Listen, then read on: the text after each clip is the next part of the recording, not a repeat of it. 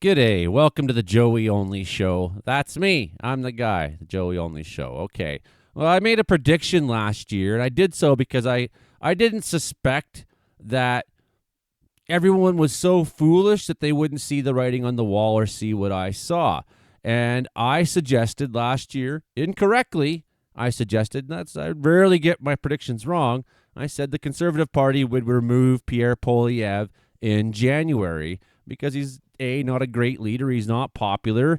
He blew an election, blew his own riding, and he doesn't command the respect of a lot of people in Canada. Plus, he seems to be a sellout to American interests. Okay, so notwithstanding, sure, you know what happened was the Conservative Party dug themselves their own hole. Well, how did they do that? Is they kept trying to appeal to the QAnon crowd, the conspiracy hysteria crowd, trying to sell that MAGA rhetoric, trying to sell the, they're eating the cats, they're eating the dogs kind of bullshit, the Canadiana version of it. You can't say that stuff in Canada and get away with it because people aren't that dumb here. But he painted himself into a corner because the Liberals saw this and said, what we'll do is we'll elect an old-time Conservative Party style leader in Mark Carney. And he's a move to the right on the Liberal Party. And I don't like everything about Carney for it.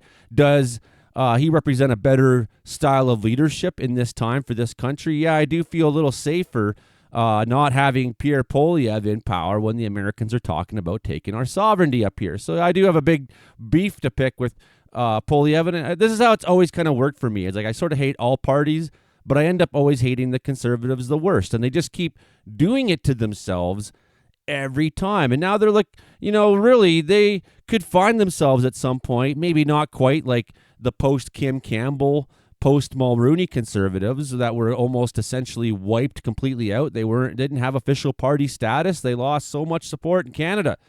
Right? They painted themselves into a corner and couldn't get out of it for a long time again. They had to completely rebrand in order to make themselves a movement again. So here's the thing, is that within his own party, within the other MPs and people in his caucus, Poilievre is not popular because he's, partisan, he's bitter, he's divisive, he's not really on topic when it comes to like specific policies. He's not a good statesman. He's really good at whipping up a certain level of the working class. He's really good at getting corporate donations. There's two things he does really well. And he's good at maintaining the spotlight, even when what he's saying is absolute horseshit. So he kept losing members in his party. They kept crossing the floor. Like, you know what? I can't work with this guy. And in all these cases, they were people who had barely won their riding. So it wasn't like their riding would be like abhorrently angry if they suddenly had a liberal representing them instead of a conservative. Like if you win by 2,000 votes, they don't really care that much what party you're in. You'll probably win again next time around so long as you do a good job. If the public sentiment is turning against far-right movements such as MAGA, and I would say the Conservative Party of Canada is currently qualified for that and shouldn't be. Like what does our country... I think like the old progressive conservative party had a role to play in Canada, and a structural one, a foundational one. And I don't feel that about Pierre Poilievre's Conservatives. They're a destructive force. They're a destructive force who seeds division and anger and resentment. They feed off rage bait. They're really good at producing propaganda that makes people angry and convinced that the worst thing that ever happened was Justin Trudeau lived. And since Justin Trudeau is no longer power, he can't seem to get that same sort of resentment in Canada against Carney, who's quite popular. In fact, he's popular even within Pierre's own party. It's funny because I had conservatives say to me, well, Carney's stealing all our policies, that's why. And it's like, dude, well, then you're winning. What are you mad about? Like, that's how democracy works. You said something loud enough that it couldn't be ignored, so it got adopted. Like, that's a form of winning. You don't see it that way because for you, winning is only when you're at the top, not when you have influence, not when we have a shared responsibility to grow a country together. So hilariously, now Pierre Poilievre has lost another, and he's just a few seats away now from actually losing a real grip on power in the House of Commons. Essentially, with 3 seats left to go, the Liberals are now at 169 seats. They need to get to 172 to have a majority. We could have the majority happen without an election even happening. And if people say, like, well, that's not democratic, that's how the Westminster parliamentary system has always worked in Australia, in New Zealand, in Canada, in Britain. I've seen it many times when we had Liberals that crossed the floor to become Conservatives, not just in federal politics, but on the provincial level as well. That sort of stuff happens. So, like, you can't pretend that this is like some anti-democratic thing that's going on when your party is essentially spouting anti-democratic rhetoric, is dangerous to our relations with the United States, who seems hell-bent on making us the 51st state. We can't trust them right now. People within his caucus know it. Now, there's this guy, Matt Genereux, who's just going to retire. He's like, you know what? I hate working with Pierre so much. I'm just going to retire.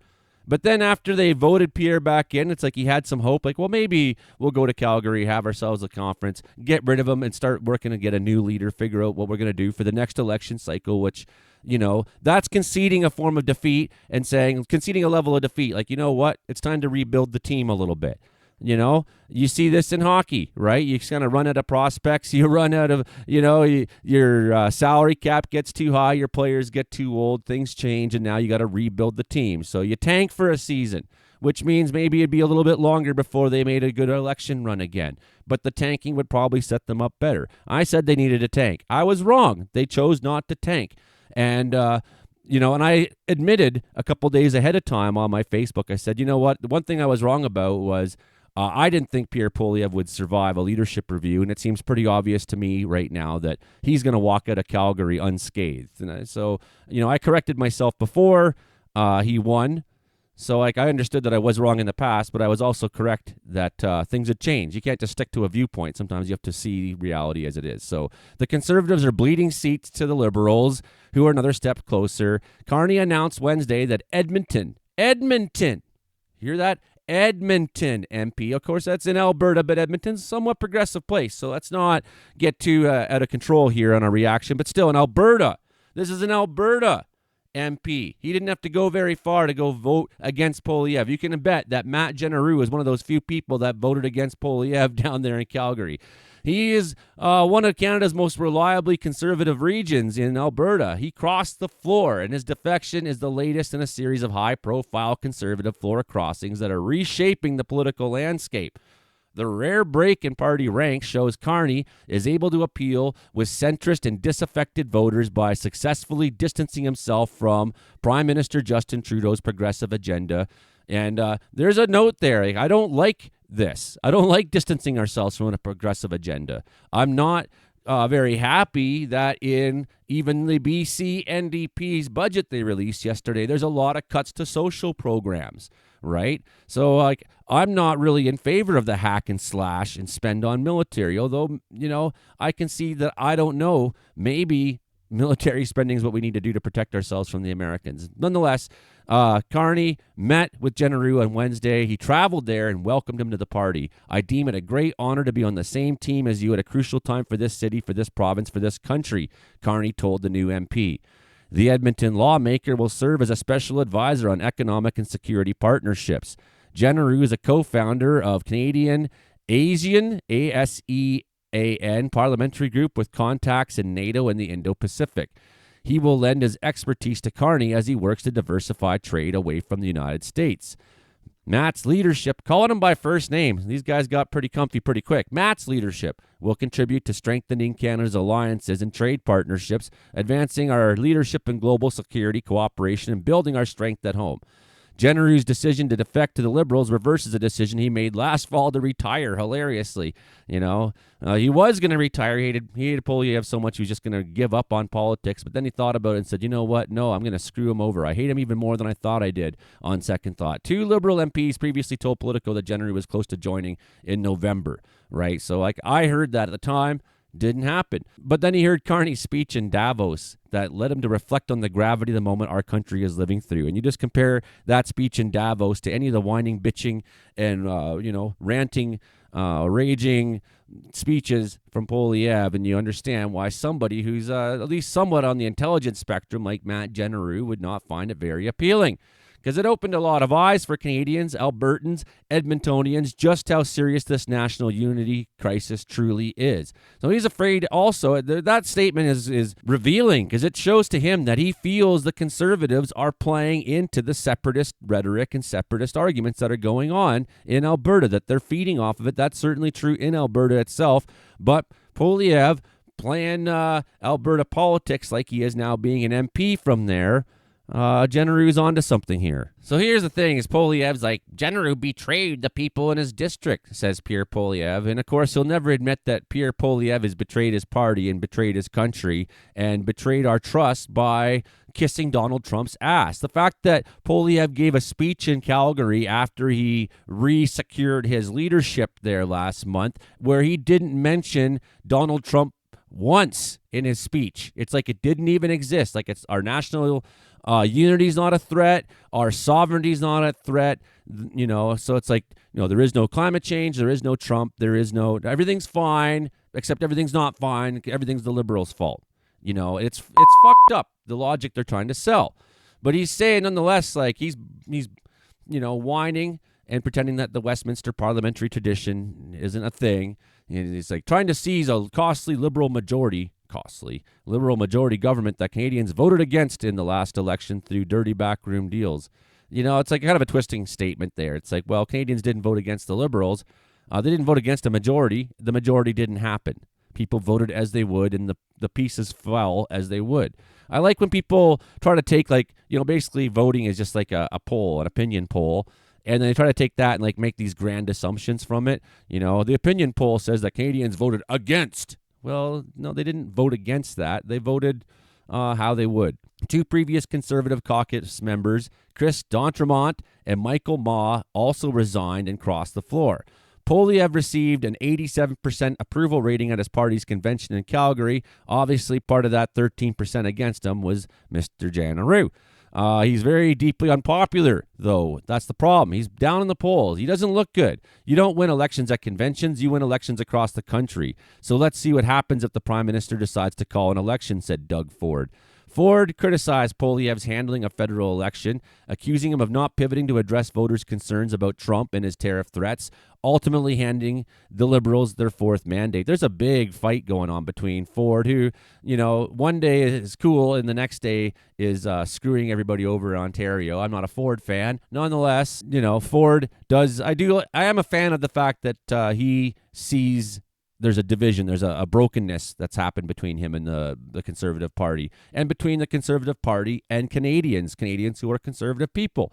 Despite courting three Conservatives to the Liberal side within 4 months, Carney remains three seats shy of the win. 3 seats shy of a majority parliament. 3 districts have become vacant in recent weeks, including the seat of Chrystia Freeland, who's now an economic advisor to Ukraine President Volodymyr Zelensky. Special elections to fill these seats are expected soon. And BBC saying similar things here today. With the addition of Generu, the Liberals have 169 seats, putting them 3 shy of the 172 majority.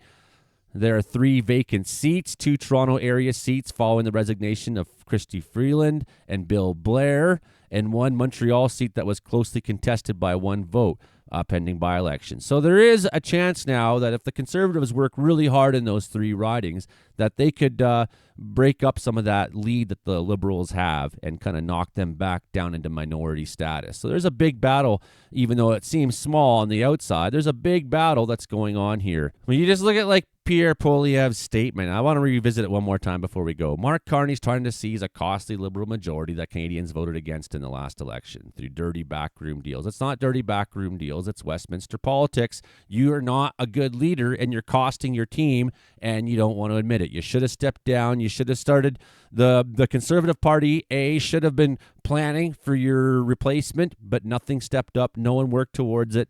Didn't happen. But also your failure is that you tried to appeal to the most extremist aspects of this Canadian public, the QAnon people, the fascists, the far right, the neo-Nazis. You tried to work with them. You tried to appeal to them. You tried to appeal to Alberta separatists that don't care about our country. You tried to appeal to what most other Canadians view as the worst elements of our entire country.